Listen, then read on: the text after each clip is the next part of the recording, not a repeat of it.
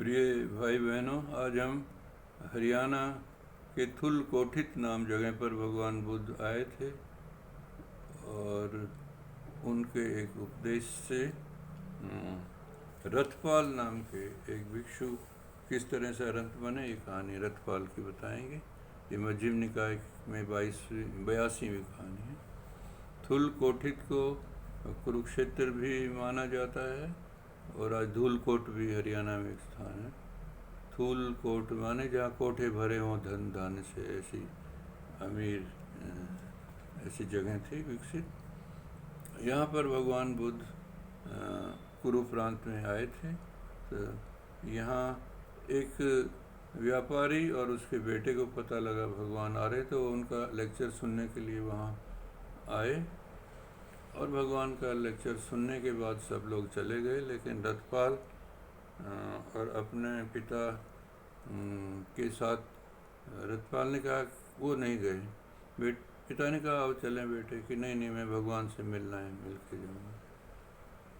तो भगवान से मिले और रथपाल ने कहा कि मैं भिक्षु बनना चाहता हूँ, मैं घर नहीं जाना चाहता। तो भगवान ने कहा कि आप अपने माता पिता से इजाज़त ले लिए, भिक्षु बनने से पहले नियम होता है। तो उसने कहा नहीं, तो कि जाओ घर जाओ, आगे लेके आओ। वो अपने पिता के साथ घर आगे लेने के लिए चला गया। वह माता पिता से पूछा, लेकिन माता पिता ने मना कर दिया। वो अपने घर, बहुत बड़ी उनकी कुरुक्षेत्र में या तुलकोट में हवेली थी, उसके वो आंगन में लेट गया कि मैं या तो मरूंगा या मुझे आज्ञा चाहिए। सब रिश्तेदार बुलाए, मित्र बुलाए उसको समझाने के लिए, वो नहीं किसी की बात मानी कि या तो मरूंगा या मुझे भिक्षु की इजाज़त दी जाए।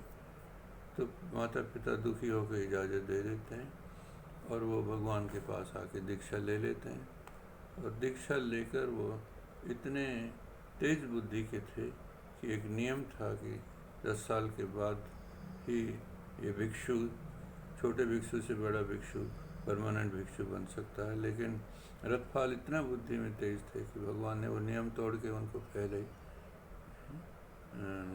सीनियर भिक्षु बना दिया।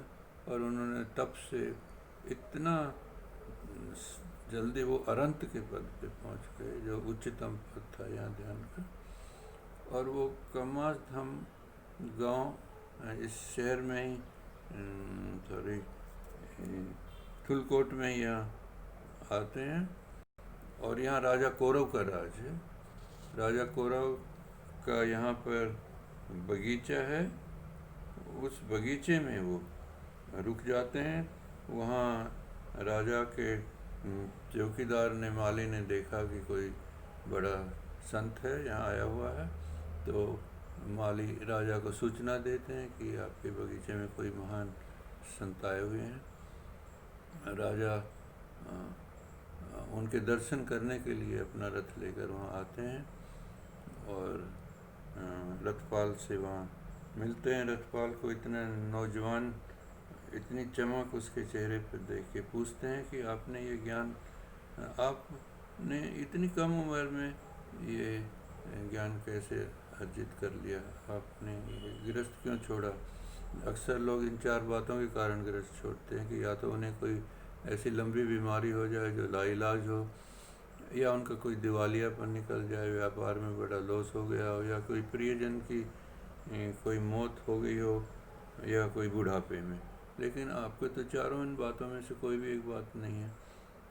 वहाँ वो कहते हैं हाँ राजन ये नहीं है, तो आपने फिर क्यों छोड़ा। वो कहते हैं भगवान 4 चीज़ सिखाते हैं कि सब कुछ अनित्य है, साथ यहाँ कुछ भी जाने वाला नहीं है, यहाँ किसी चीज़ के पे भी भरोसा नहीं किया जा सकता, आश्वासन रहित है, अपना कुछ भी नहीं है, सब छोड़ के जाना है, और मनुष्य तृष्णा का दास है। ये ज्ञान सुन के मैं इस रास्ते पे चला। तो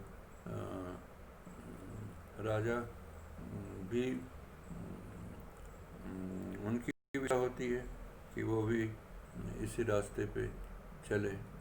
तो राजा ने 5 काम गुणों से कहा कि मैं तो इन अवगुणों से भरा हुआ हूँ, तृष्णा का दास हूँ, लोभ का हूँ, और मेरे साथ भी कुछ भी नहीं जाने वाला है। इससे अच्छा है कि मैं भी प्रज्ञा ही लूँ, प्रज्ञा ही श्रेष्ठ है, और लगातार लेके जन्म लेना और दुख होना, इससे अच्छा। तो इस प्रकार फिर रथपाल के जीवन से प्रेरणा लेकर कौरवों का राज्य जो था थुलकोटित में, उसके राजा कौरव ने भी बौद्ध धर्म अपनाया और यहाँ पर धर्म फैलाया। भगवान यहाँ पर अक्सर ज़्यादा आते थे इसलिए कि यहाँ के लोगों में 5 शीलों का पालन पहले ही लोग करते थे। 5 शील, किसी जीव को नहीं मारना, चोरी नहीं करना, व्यभिचार नहीं करना, किसी नशे की चीज़ का सेवन नहीं करना, इन 5 चीज़ों का। इसलिए भगवान ने सत्यपठान सूत्र का उपदेश भी यहीं कुमासपुर में आके दिया था। ये धर्म की भूमि रही है। आपका मंगल हो, आपका भला हो।